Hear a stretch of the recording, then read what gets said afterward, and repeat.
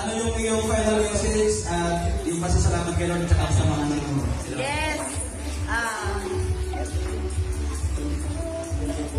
Ang akin po ay, ang sekreto ko po, para lagi ako masaya, ay lagi ko kong kasama ang Panginoon sa aking puso.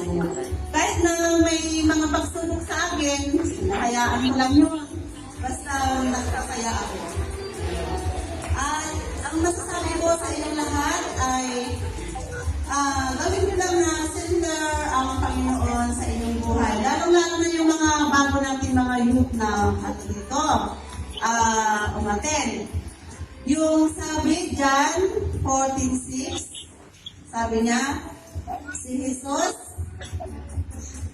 ang daan at ang katotohanan at ang buhay. Walang makakaroon sa Ama kundi sa pamamagitan ko.